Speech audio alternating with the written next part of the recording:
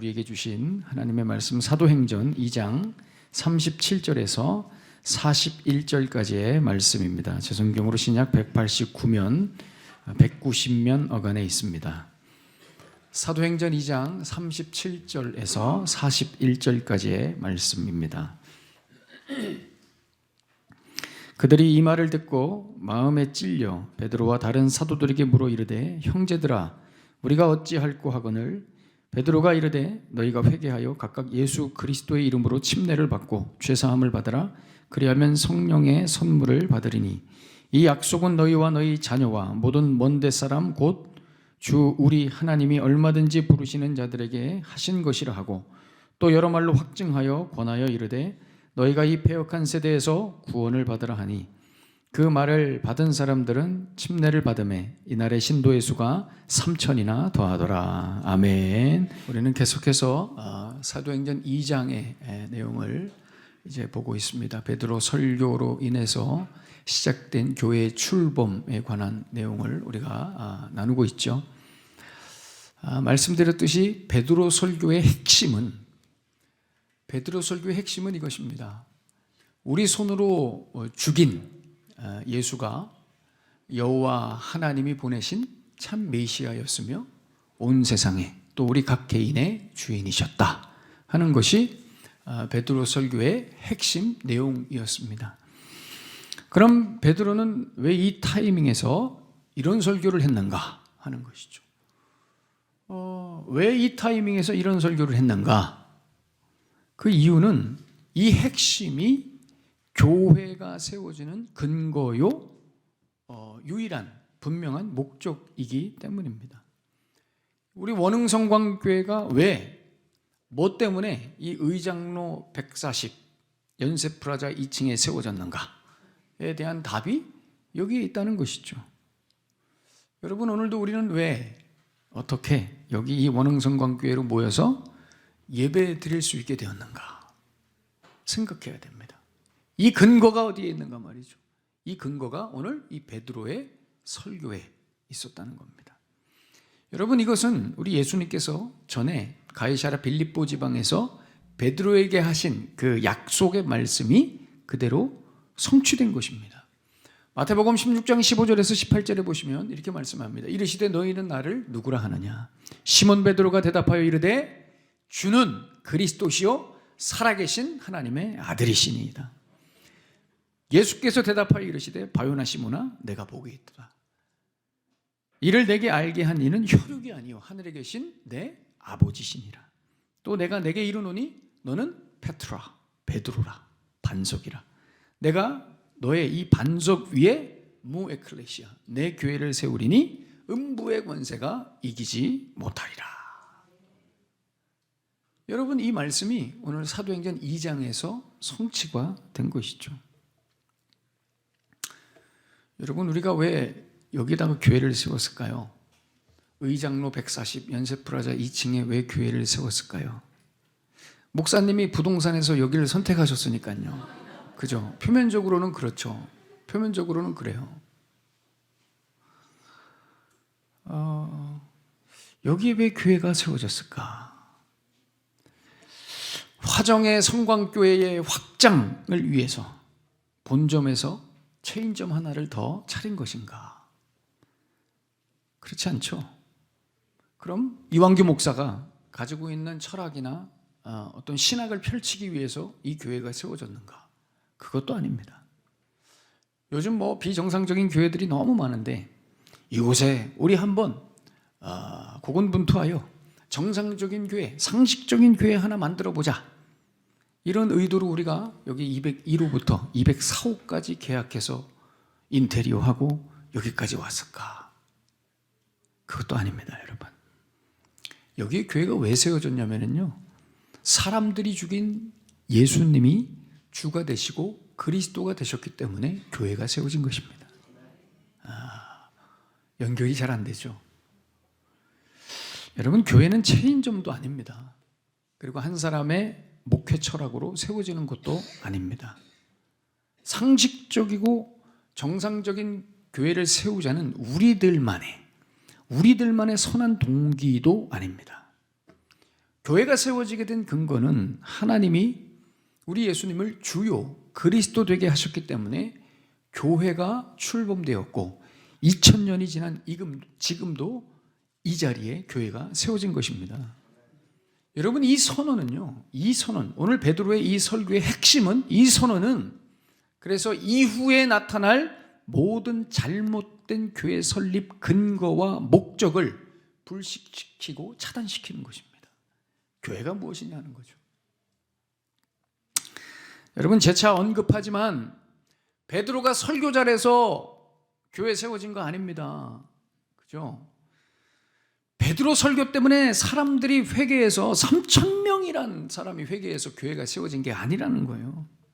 그렇다는 것은 사람들의 행위, 즉 설교나 회개했거나 또 이 침례 행위가 교회 시작과 부흥의 근거가 될 수 없다는 것을 우리는 분명히 알고 넘어가야 된다는 것입니다. 우리가 이 포인트를 놓치잖아요. 그러면 교회의 근거와 부흥의 원인이 목사가 되는 것입니다. 사람이 되는 것이죠. 그리고 그 목사가 하는 설교가 되는 것입니다. 그 좋은 설교 듣고 내가 회개했고 침례받아서 예수 믿고 교회 부흥에 일조했다는, 다 사람 중심으로 바뀌어지게 되는 것입니다. 교회가 이런 식으로 세워지고 바뀌어지게 되면 그 교회가 관심 갖는 것, 사람들이 늘 관심 갖는 게 뭐가 되겠어요? 그죠? 설교 잘하는 거에 관심 있는 거예요. 목회자 한 사람이 능력 있는 것에 관심 있는 거예요. 그리고 교회 안에 돈 많고 유력한 사람들이 많아지는 거에 관심이 있죠. 또 그렇게 하려고 프로그램이나 마케팅 이런 거 세련되게 하고요. 목회자들 학력 많이 보고, 그리고 목회자들이 자꾸 스펙 쌓는, 외국 유학 스펙 쌓는 거에 애를 쓰고, 온통 이런 데 관심을 쏟게 되는 것입니다. 예수 그리스도의 주되심과 그리스도 되심은 그냥 컨셉이고, 여러분, 제가 설교 잘하면 우리 교회 부흥할까요?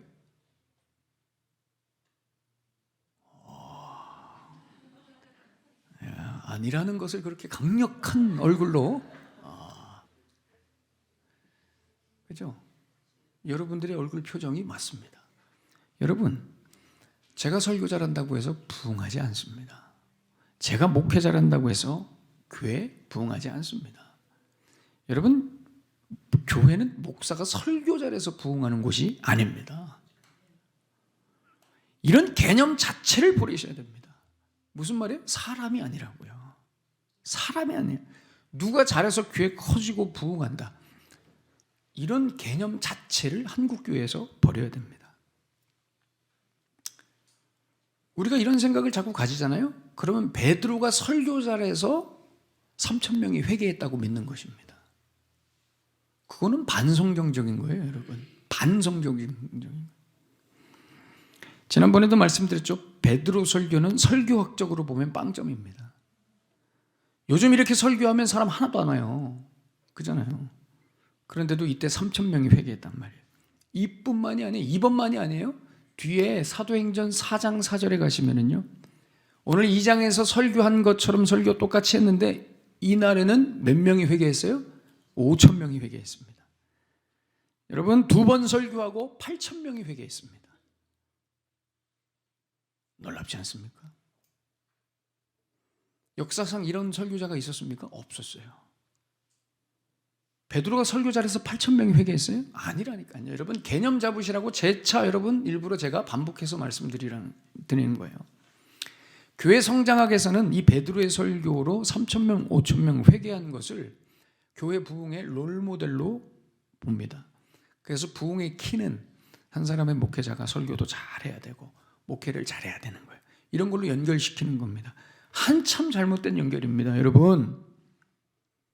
정말 롤모델로 삼고 따라하려면 제대로 따라해야죠. 그죠? 설교를 잘 해야 되는 게 아니라 설교를 다 베드로처럼 해야 되는 겁니다. 베드로가 어떻게 설교했어요? 다시 얘기해 볼까요? 베드로 이렇게 설교했어요. 너희들이 그토록 존엄하게 여기는 그 여호와 하나님, 그 여호와 하나님이 보내신 메시아가 바로 예수다 말이에요. 그런데 그 예수를 너희들이 잡아 죽였단 말이에요. 그런데 하나님이 가만 계시지 않고 너희들이 잡아 죽인 그 예수를 하나님께서 메시아와 주 그리스도가 되게 하시기 위해서 다시 살리셨단 말이에요. 끝! 설교가 이게 끝이란 말이에요. 여러분, 이게 얼마나 끔찍한 설교인지 아세요? 스데반이 이 설교하고 돌 맞아 죽은 게 정상인 겁니다. 이거는 여러분 돌 맞아 죽을 설교예요. 왜냐? 기본적으로 이 설교는 신성모독의 설교입니다. 선조 때부터 믿어오던 여호와 신앙을, 여호와 하나님을 모욕하는 메시지고요. 또 선조의 선조 때부터 우리가 믿어왔던 자기들만의 신앙 방식, 전통, 문화, 율법 싹 다 무시하고 부정하는 설교입니다. 어디 그뿐입니까? 지금 베드로는 그 눈앞에 있는 모든 유대인들 한 사람 한 사람을 살인자로 규정한 것입니다. 너희들이 다 살인자란 말이에요. 그것도 하나님이 보내신 메시아를 죽인 가인과 같은 살인자란 말이에요. 그래서 여러분, 베드로 설교는요, 거기 있던 유대인들, 그 존재들 하나하나를 부정하는 설교였습니다. 지금까지 해오던 너희들의 모든 신앙 행위의 결말이 무엇이었느냐? 열심히 하나님을 대적하여 예수를 죽인 것. 이것이 너희들의 결론이라는 거예요. 이게 너희들 모습이라는 것이죠. 얼마나 충격적입니까? 여러분 생각해 보십시오. 제가 여러분한테 여러분들이 지금까지 한 모든 신앙생활은 하나님을 대적했던 자기 종교 행위였습니다. 이렇게 얘기하면 여러분들이 오늘 가져오신 돌로 저에게 집어던질 거예요. 그죠? 이런 설교는 두 번 다시 듣고 싶지 않죠. 이런 설교하는 교회는 가고 싶지 않은 겁니다. 그런데 이런 설교를 듣고 8,000명이 회개하고 예수 믿었다. 자, 여러분, 여기서 설교자의 실력이 좋아서 그렇다고 말할 수 있어요? 아니죠. 설교 들었던 사람들이 마음이 찔렸다고 하죠. 여러분, 여기서 이 사람들이 마음밭이 좋아서 은혜 받기에 딱 준비가 되어 있는, 은혜를 사모하는 사람들이어서 그렇게 회개하고 예수 믿었다고 말할 수 있어요? 절대 아니에요. 절대 불가능한 거예요. 그래서 여러분, 교회의 시작과 부흥은 사람들에 의해 결정되지 않는 겁니다. 여러분, 우리 교회가 성장하고 부흥한다면 그 이유가 저와 여러분의 실력이나 행위에 있지 않다는 것입니다. 그래서 여러분, 우리가 일반적으로 어떤 교회를 생각할 때 우리가 그 교회 생각하면 담임 목사님 생각나고 성도들의 헌신 생각났다. 그 목사님 생각나고 그 교회 성도들, 그분들의 노력으로, 됨됨이로, 능력으로 거기까지 왔다고 생각한다면 여러분, 그 교회는 사도행전에서 시작한 교회하고는 전혀 거리가 먼 교회입니다. 그 목사님 생각나면 안 돼요. 원래 어떤 교회 생각할 때 그 목사님이 한 게 아니잖아요. 그래도 그 목사님이 한 게, 설교 다시 처음부터 시작해야 돼. 그러면은 여러분, 이게 우리가 뼛속까지 있죠. 오늘 본문 보세요. 베드로가 한 것이라고는 사람들을 부정하는 설교뿐이었습니다. 사람들이 한 것이라고는 마음에 찔려 회개한 것밖에 없습니다. 그러니 교회가 세워지는데 사람들이 한 것이라고는 두 가지예요.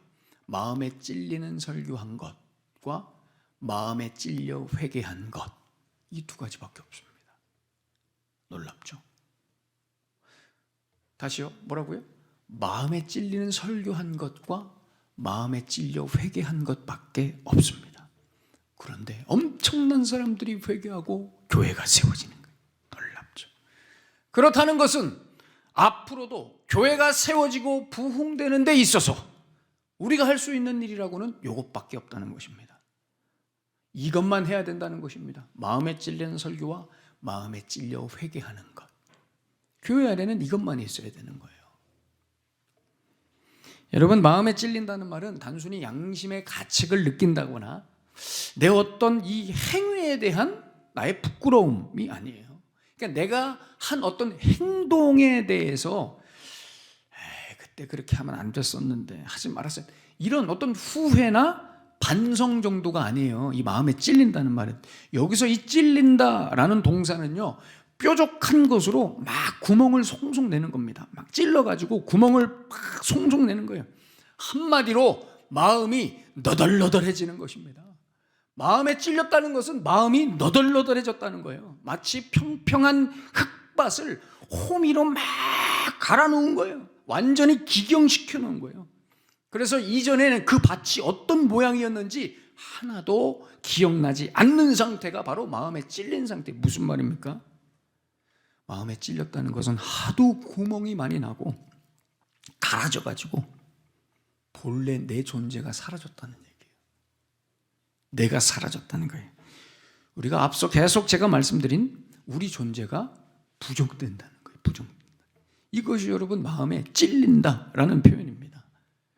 뭐 하나 잘못해서 행위에 대해서 찔리는 게 아니에요. 나의 실존, 나의 존재에 대한 찔림입니다. 그래서 여러분, 베드로 설교가 존재를 찌르는 설교예요. 뭐 행동 하나 잘못했다고 지적하는 설교가 아니라 존재, 실존을 찌르는 설교라고요. 존재를 부정하는 설교. 그 설교를 듣고 도망가지 않고 그 자리에서 마음이 찔려서 회개하게 된 거예요. 그래서 여러분, 우리는 늘 말씀 앞에 찔려야 되는 거예요.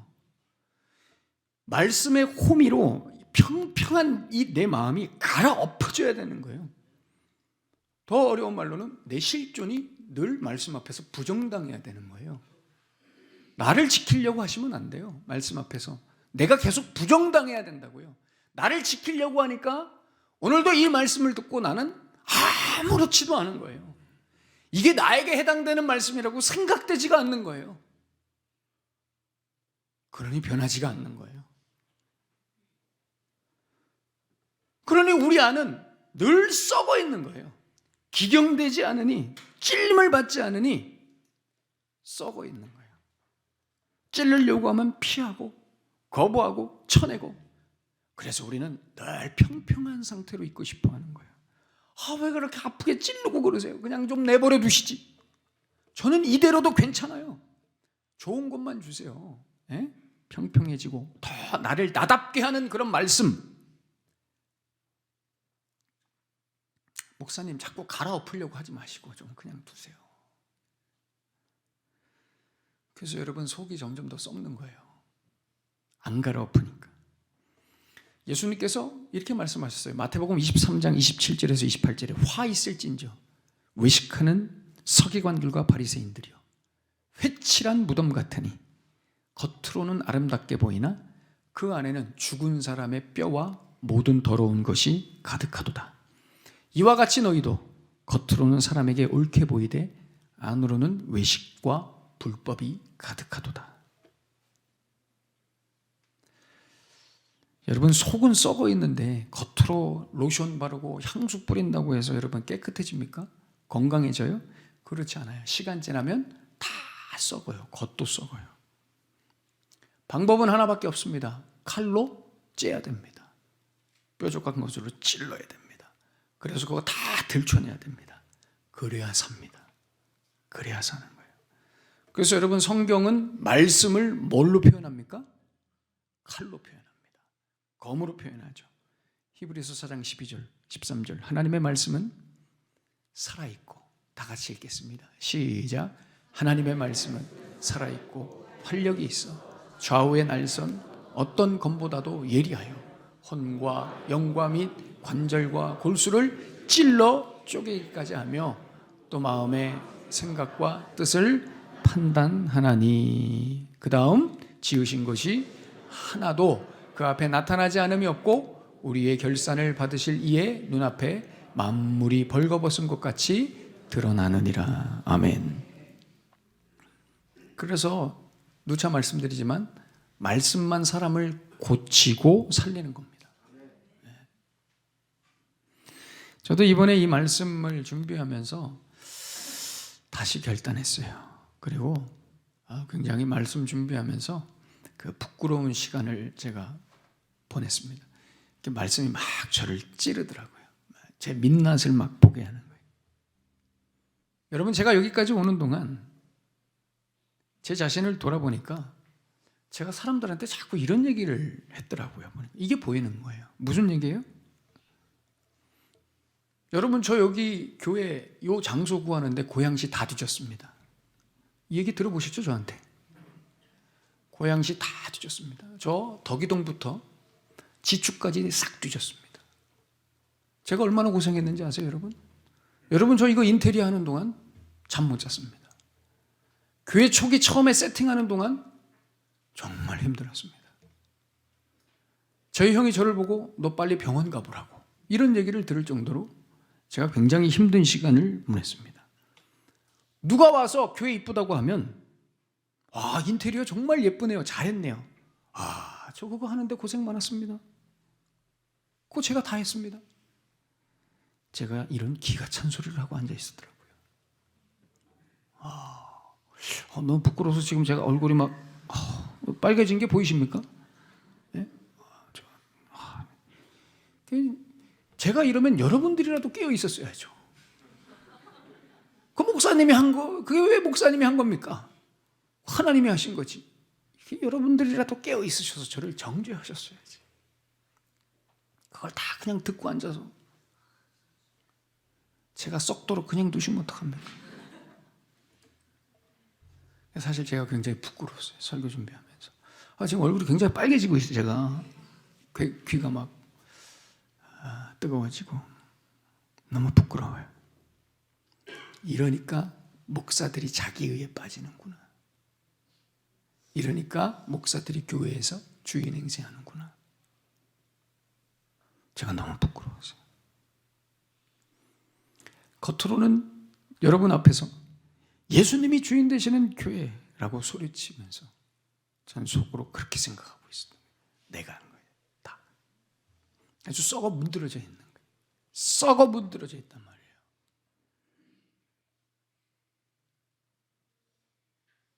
말씀이 저를 찔렀어요. 회칠한 무덤 같은 제 자신을 보게 됐단 말이에요. 너무 부끄러워요. 마태복음 13장에 보면 씨 뿌리는 비유가 나오죠.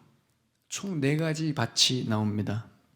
길가, 돌밭, 가시덤불, 좋은 땅. 여러분, 여기서 좋은 땅의 기준이 뭔가요? 왜 좋은 땅이에요? 여러분, 좋은 땅은 부동산 학적으로 볼 땐 길가입니다. 그렇잖아요. 길가가 좋은 땅이에요. 근데 왜 여기서 좋은 땅? 왜 좋은 땅이 길가가 아닐까요? 따로 있어요, 좋은 땅은. 왜 좋은 땅이에요? 좋은 땅의 기준은 다 갈아져 엎어있는, 씨 뿌리기에 적합하게 다 갈아져 엎어져 있는 땅이 좋은 땅인 거예요. 왜요? 그래야 열매를 맺잖아요. 그러니까 너덜너덜해, 땅이 너덜너덜해져야 씨가 뿌려지면 열매를 맺을 수 있는 거예요. 그래서 좋은 땅은 너덜너덜한 땅이에요. 그래서 마태복음 13장 23절에 예수님께서 이렇게 말씀하시죠. 좋은 땅에 뿌려졌다는 것은 말씀을 듣고 깨닫는 자니 결실하여 어떤 것은 100배, 어떤 것은 60배, 어떤 것은 30배가 되느니라 하시더라. 아멘. 그래서 여러분, 우리가 신앙생활을 할 때 어디까지 가야 되냐면요, 이렇게 복음 앞에서 말씀이 찔리는 데까지 가야 돼요. 그림 하나 보실까요? 우리가 신앙생활을 보통 이렇게 시작해요.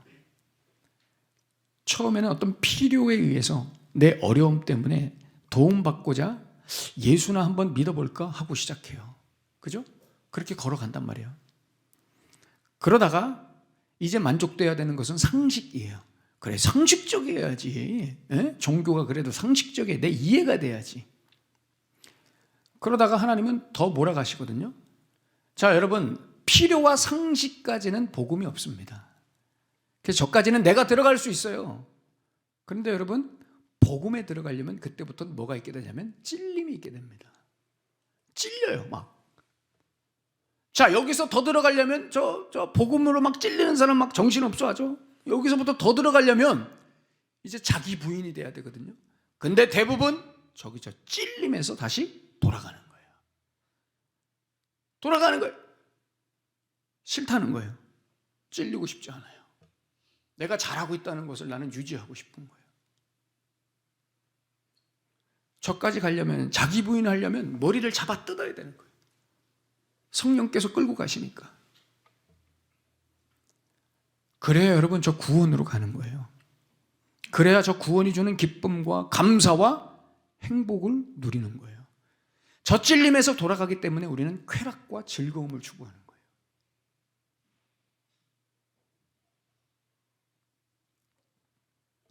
사랑하는 여러분, 교회가 세워지고 부흥하는데 우리가 할 수 있는 일은 마음에 찔리고 회개하는 것밖에 없습니다. 우리의 삶이 살아나고 건강해지는 비결은 마음에 찔리고 회개하는 수밖에 없습니다. 이것 말고 다른 거는 없어요. 그래서 여러분 교회 나와서 자꾸 찔리셔야 됩니다. 그런 기대로 여러분 교회 나오시고 예배 드리십시오. 오늘도 아프지만 찔리셔야 되고요. 내가 부정당하겠다라는 의지로 이런 결단으로 나오셔야 됩니다. 그래야 여러분도 살고 교회도 사는 것입니다. 여러분 이 자리에 나와서 찔리는 것을 포기하지 마십시오. 두려워하지 마십시오. 어떻게든 나와서 앉아 계셔야 됩니다. 저는 이미 설교를 준비하면서 한 차례 심판을 받고 이 자리에 서는 것입니다. 늘 여러분 제가 이런 설교를 할 때는 너는 거기서 해당되지 않겠지 이런 시각으로 바라보지 마십시오. 여러분 저도 이 설교에 대해서 심판받고 이 자리에 서는 것입니다. 두려운 마음으로. 어떻게든 이 자리에 나와서 앉아 계셔야 되는 거예요. 자꾸 한 번, 두 번 찔리는데 노출되다 보면 호미로 한 삽, 두 삽 자꾸 갈아지다 보면 돌아보세요. 어느새 내 마음밭이 많이 갈아져 엎어져 있는 것을 보죠. 그때 씨를 뿌리면 열매가 맺혀지는 거예요. 여러분. 자꾸 찔려야 돼요. 악착같이 이 자리에 나와 계셔야 되는 거예요. 찔리셔야 되는 거예요. 그것만이 여러분 우리 교회의 소망입니다. 여러분 우리 교회 부흥됐으면 좋겠어요? 아멘 이렇게 작으시면 어떡해요? 우리 교회 부흥돼야 되겠죠? 뭐 해야 될까요? 마음에 찔리고 회개하시면 됩니다. 이 강단에서 마음을 찌르는 설교가 나오면 됩니다. 그럼 교회도 살고요. 여러분도 살고 여러분 가정도 살아요. 멀쩡한 척하고 있는 것이 제일 나쁜 거예요. 안 아픈 척하는 것이 제일 나쁜 거라고요. 늘 찔리셔서 늘 회개하셔서 건강한 교회, 건강한 가정, 건강한 삶 세워가시는 복된 여러분들의 인생 되시기를 예수님의 이름으로 축원합니다. 기도하겠습니다.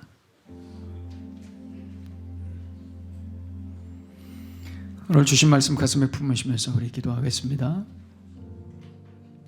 어떤 인사이트를 하나님이 주셨나요? 성령께서 여러분들에게 무엇을 말씀해 주셨습니까? 여러분 교회라는 것이 이 땅에서 출범할 때 우리들의 입장에서는 딱 두 가지만 있었습니다. 마음을 찌르는 설교와 마음에 찔려 울며 회개하는 그 일만 있었어요. 그걸로 여러분 교회가 세워졌어요. 어떤 유명한 사람, 능력 있는 사람이 교회 세웠어요? 아니에요. 여러분 우리가 그 생각을 깨야 돼요. 제가 설교 잘해서 교회가 부흥해요? 그 생각을 깨야 된다고. 누가 어떤 유력한 한 분이 교회에 있어야 교회가 성장해요? 그렇지 않아요. 그거는 반성경적인 겁니다. 우리 이제 생각을 달리합시다. 그 생각을 달리하는 것 자체로 하나님이 우리 공동체를 기뻐하시고 우리를 사용하실 줄로 믿습니다. 하나님 더 찔리겠습니다. 회개하겠습니다. 내 마음을 기경하며 갈아엎겠습니다. 멀쩡한 척하고 있지 않겠습니다. 회칠한 무덤처럼 그렇게 있지 않겠습니다. 그 말씀 앞에 반응하고 하나님의 말씀 앞에서 내 자신을 더 부정하겠습니다. 주여, 그렇게 할 수 있도록 나를 붙들어 주시옵소서. 주신 말씀을 가슴에 품으시면서 우리 뜨겁게 한번 기도하겠습니다. 하나님 아버지 감사합니다. 오 하나님, 오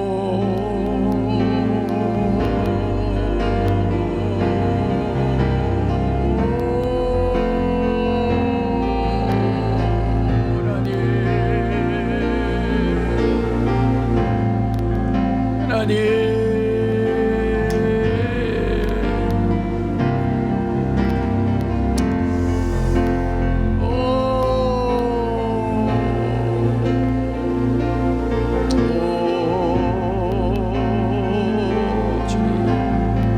나를 긍휼히 여겨 주시옵소서. 나를 불쌍히 여겨 주시옵소서.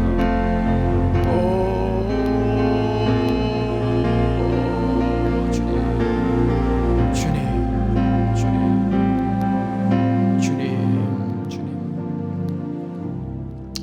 교회가 세워지는 데 필요했던 것은 너희가 예수를 죽였고 그 죽인 예수를 하나님이 주와 메시아가 되게 하시려고 다시 살리셨다는 마음을 찌른 설교와 마음의 찔림을 받아 회개하는 그 두 가지만 있었습니다.